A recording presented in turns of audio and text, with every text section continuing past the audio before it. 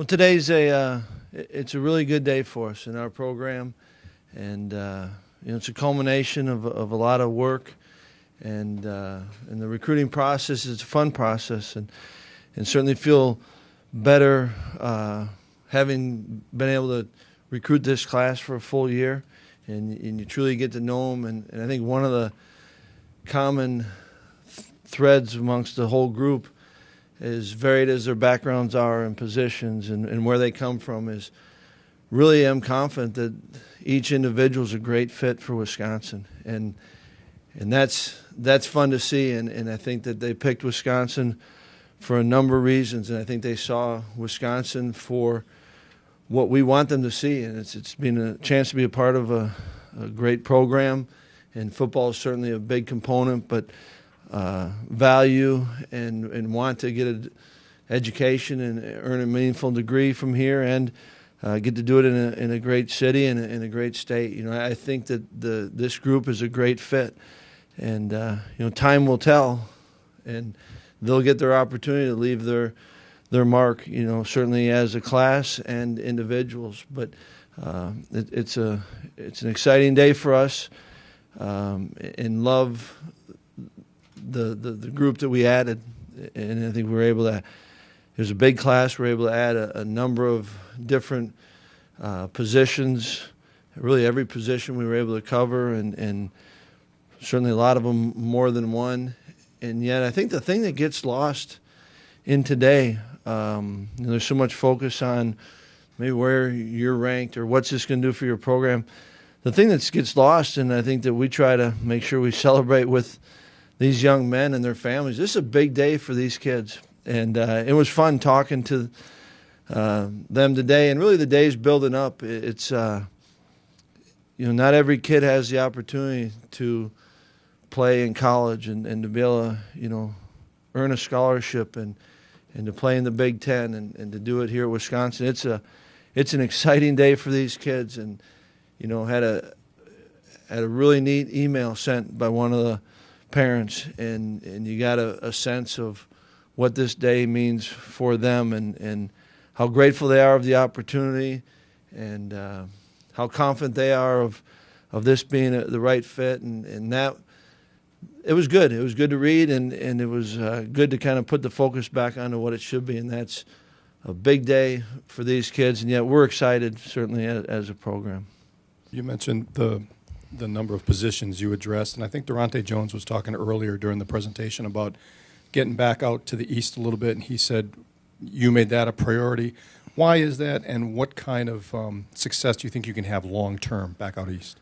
I think that having had the opportunity to be here for a number of years, and I think that all of recruiting starts with what's a good fit, and then you also look at the areas that were productive for you, and I remember doing a study. It was one of my last years here as an offense coordinator, and the number of players that we had from out east that came was significant, but the percentage of those that were very good players, and it doesn't mean just because they're from the East Coast they're going to be a great player here, right? But for a long time, and even if you just look at the general student population here, kids will travel from out east to come to Wisconsin. It's been for a long time. And so I think it fits. Going out there, we've had a couple where the neighbors, my neighbor went there, just had my Wisconsin T-shirt on and a teacher in school or a neighbor, so it's talked about. But I think the ability for us to get back out and really be out east, I think, is important for us long term. That's going to be one of those areas that you certainly have your in-state, and that's first and foremost. And then you look at probably those areas in the Big Ten footprint, and then those that have been good for us in the past. Now, that doesn't guarantee anything, but it's a great starting point. And another thing I think we were able to do this year was take advantage of some of the relationships that our coaches had. We're out in Arizona because Caray's dad and mom went to the university, and that also led us to Garrett Rand, and Garrett's mom's from Wisconsin. So, if you can go out of state and find a connection to Wisconsin, I think it's important. But getting out east is important to us. Jesse? Paul, you didn't have any major surprises on signing day. Everybody that said they were coming came, and didn't lose anybody after Dave left as well. What do you think it says about you and your staff's ability to recruit, especially in this first full year that you've had, that everybody stayed? I think the right answer to that, it goes back a little bit further to what I was talking about with fit, and I think what these kids, parents, why they picked Wisconsin, and so certainly the football, it starts the relationship. We're football coaches recruiting their football players, but in the end, I think kids are picking Wisconsin, and we want them to pick Wisconsin because of that and so many more reasons. And I also think, it's a group of guys that we're targeting that have the character that when they say something, that's what they're going to do. And it's not that they didn't have a lot of options, but it wasn't a group that we sensed that there would be a lot of drama at the end, certainly. And you still are appreciative, and that there were no surprises today. But I think it's because of who they are as much as anything, and I think why they picked Wisconsin to begin with. Kevin? In a program that has a tradition of offensive line success, what does a guy like Cole Van Lanen bring? Cole's he's a heck of a prospect, and we're really glad that he's gone from a recruit to being in our family. And he's he has size, he's got athletic ability, he's explosive. He really has everything that you want in a young offensive lineman. And the thing that I really enjoy is you get to know him. He's got an edge to him. He wants to be great, and he will work. And comes from a great family, and so he's got support. But I think he's got a chance to be special. Right. With the two early enrollees with Kare and Dallas, how important is that to get them on campus right away and get them just accustomed to what college life is like? And we've had them now for a number of years with the early enrollees, and I think that it's a bonus. But I think it's only right if it's good for those people. I don't think there's anything magical about enrolling early. It wasn't like we targeted those two and said, all right, Cray, Dallas, you need to come early for these reasons.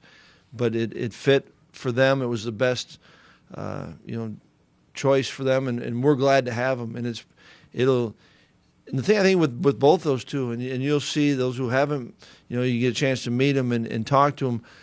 Cray and Dallas were two of our leaders in this group. Cray committed pretty early, and Dallas might have the most. He is the one that connects everyone. He's a unbelievable person, and all the players know him and talk to him and love him. He's got a little bit of the heartbeat with this class, and so we've got two of the guys that are really maybe early, you'd say, leaders in the class, and them being here and getting adjusted, I think will help when the rest of the class comes in June, and they'll know the ropes a little bit. They'll be able to help show them. So it's not that we planned it that way, but I think that's a residual benefit, and you're gonna meet them, and you are really gonna like those two young men. They're big time people.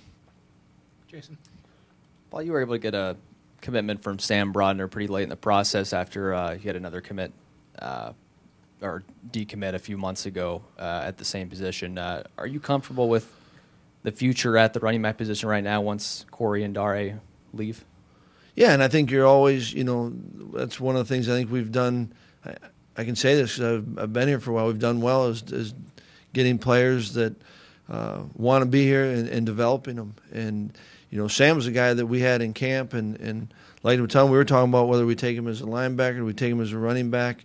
And I think there's a guy that loves football, and I think that every position is going to have attrition right through graduation, and our job is to help develop these kids, and it's not to say that you're going, and we've already started working on. Heck, we've been working on the next year's class already. But I like the group that we got. I like who we added with Sam, and then it's the next thing we get to do is go work with those guys on the field, and looking forward to that. With Isaiah Loudermilk from playing 8-man football in Kansas, what's the difference in assessing or figuring out if a kid can play at this level when you're playing 8-man football? Yeah, it was pretty neat to see, and going there, and I think Isaiah, when you're looking at the film and evaluating it, there are some things that jump out. Size in Isaiah jumps out. His athleticism, the way that he can, I remember seeing a couple clips of just a big guy with balance and body control. And so it didn't matter whether there was 8 or 11. You know what's interesting? I been around and recruited someone in 8-man football, none at the skill position.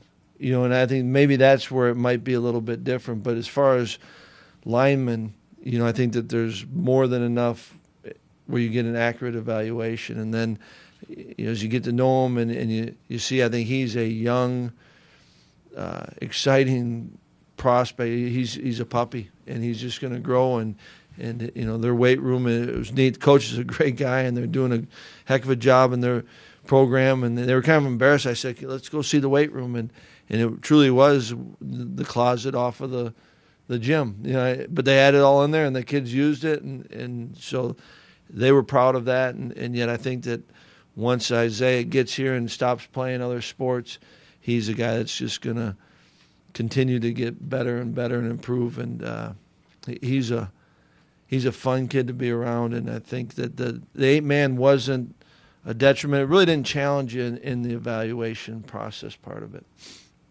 Jason. Coach, is Duron Harrell going to is he on a gray shirt off, or is he going to join the team this year? Duron is going to, we don't know if he's going to join the team in the summer or if he'll start in January. And that's going to be his call. But there's another guy that we were watching, and the more we saw him and saw long, athletic, Mickey Turner went out and watched him play hoops. Ted went and watched him and just thought, here's a heck of an athlete that we think could be a number of different positions. And at the time we got in late, and we didn't want to overcommit anything scholarship-wise, but he came here on a visit and with his mom, and they felt like they knew like this is the right fit for us. And so we are excited about Duron, certainly. Right. You reached in-state to the school that's had some success here in Amherst, getting 2 kids, and Beatish is a scholarship guy, and Garrett Groshek just announced he's going to walk on. What can those kids bring to your program? Tyler's a guy that in both of them, they played, it's a neat program that they've got going there, and, won the state. And when Tyler came to camp, we just kept seeing, here's a football player, and you watch it, and Noke on the defense line says, yep, I'd take him. And Rudy in the offensive line, I'll take him. So you're talking about a guy that both the offense and D-line coaches would like to work with. And from a winning program, mom, dad, brother, you get to know them. And it's like, okay, this guy's got some substance to him. He's not afraid of work. And you say, this guy's he's a great fit here. And so that's, certainly – I think there's something about guys that have been in winning programs, but you wouldn't just start there and not recruit. We've got other ones that we're really excited about that they didn't win as many games, but I think it certainly is it's pretty neat what they've done. Tom. Paul, I actually have 2 questions. First of all, everybody talks about your scholarship players, but what do you expect from this group of walk-ons? This group of walk-ons is it's interesting because last year it was a group that we really liked, and we liked this year's group, but last year was many more lineman types, offensive linemen, defensive linemen, and I think the ones that we have now are more either skill that we're not sure what skill position, those linebackers that could grow into something, but not the offensive linemen. So it was kind of a complementary, not by design necessarily, but kind of a complementary class to last year's class. Was heavy with the offense and defensive linemen. You announced 6 walk-ons. There have been 3 or 4 other kids who have said on Twitter that they've accepted preferred walk-on status. Why wouldn't you announce them? Is there something precluding that, or? It's the big thing is making sure that they're admitted into school. And as they go through it, and so had a weekend this past weekend. We had a recruiting weekend. And it's making sure that they're admitted into school from our end of it. John. Obviously, a lot can change with spring ball and then fall camp when most of these guys enroll. But based on what you know now and what you've seen, and the personnel that you already have on your team, is there a guy that sticks out as one that could possibly contribute as a true freshman? I know Coach Brechterfield mentioned Garrett Rand. Are there guys like that? There are, and I think it's always twofold. It's what are our needs, kind of where are we thin maybe at a spot or two, and it's making sure that young man is ready to step in. And Garrett certainly physically, for a lineman, is advanced. He has a chance, I think, to physically be able to play. Now, how all these kids come in and how they pick it up and what they do. We tell every one of them, come this summer and fall camp and be ready to compete and play. And yet I think you have a sense during fall camp of how it's going to shake out and play. And even that's kind of the inexact science. The last year, Alec Ingold, came and had a nice camp, but we thought, okay, we're probably going to redshirt him as a linebacker. And then you have the injury at the running back position, and we move him over. And you look back at the end of the year, and he gave us a lot of significant snaps. And so, there's guys that you think maybe because they're maybe physically or the position they're at might be an easier transition or quicker transition, not necessarily easier, quicker transition, but you really don't know.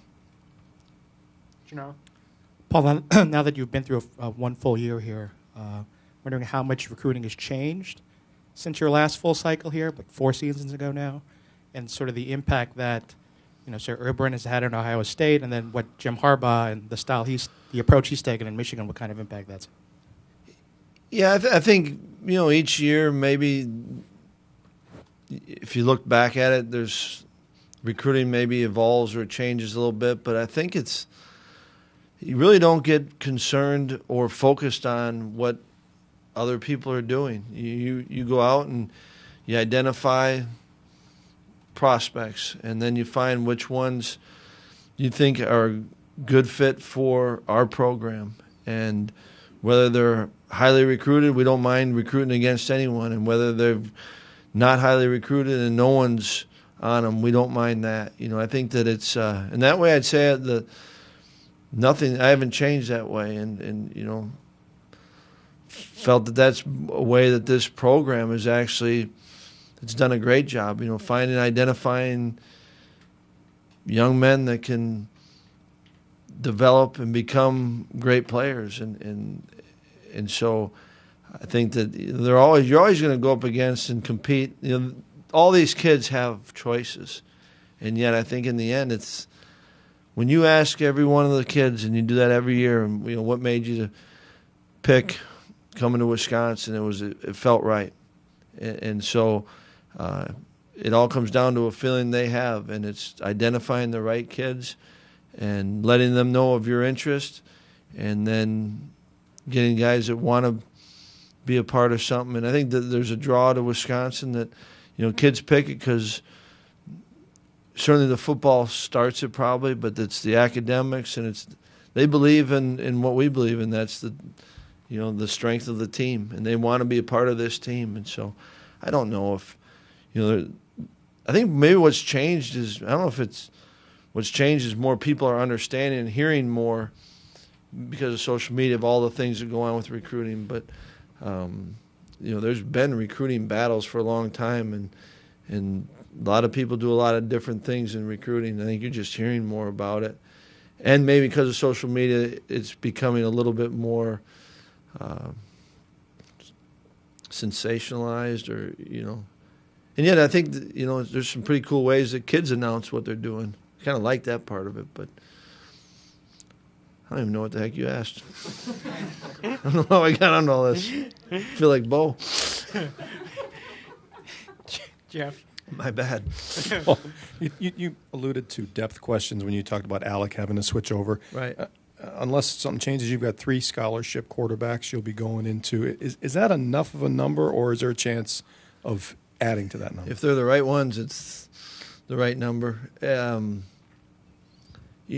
think that I feel comfortable with it, and yet I think that we'd like to take one a year. There's been a gap, and with DJ transferring, and that was a little bit different scenario. Really since last year, there's 2 quarterbacks have no longer with us, but I think also we're recruited to a different style, I would guess, and so I really do like the 3 that we have. I'm excited to work with them, and have gone into seasons with less than that, and then certainly had seasons where you have more depth, but I think we've got 2 quarterbacks. Bart's played a lot of football. Been around the program, maybe not as many starts. I liked what he did when he came in against Illinois, and I liked his growth this year. I'm excited about Alex and how he took advantage of this past year, and I think he's got a chance to be a really good football player. And I think it does help having Curray here early. So we've got 3 for spring, but it's wouldn't add, like, not panicking and saying, boy, we need another number. Don't feel that at all. Were there challenges or snags throughout the year in this recruiting class? Because today's a culmination of all the good things that happened, but were there any problems or snags or tough challenges? Yeah, I think there always are. As you're going through it, there is no script, and in each one of these kids, as they get recruited, there's no manual for them, how they go through it and what they do, and they're trying to figure out what are the things that are going to be most important to them in their decision. And so there is certainly no script that you just follow it right down. Maybe the Luke Benchwell, that was once we offered him, and his brother's here and he likes it, Dad played here. There weren't a lot of snags in that one, but it's just and yeah, you don't want to assume because there's connections or Curray, just because Mom and Dad went here. You want to go through the process. You want them to feel the process, and but yeah, every year, every trip you take, everything, there's a lot of different things that happen in the recruiting, and you just got to be flexible with it. But it's I really do like this group that we've signed today, and I think it's a great fit, and I think it's made up of some tremendous people. And the kids, it's a fun, good group of parents, but how you get there, that's the kind of the enjoyable part, and is the journey to it for these kids and for us going through the process. John? This is probably a ridiculous question, noting that it's February 3rd, but could you see any situation in which a true freshman could win the starting quarterback position in your system, noting how complicated it goes from high school to the college game, and also noting Curray's ability? Yeah, I wouldn't rule out any. The quarterback's not. It might be a little bit harder, but we've had a number of different players. True freshmen. Travis Frederick did it. And you would say, when we were here, that the center position is the most difficult of the offensive line positions.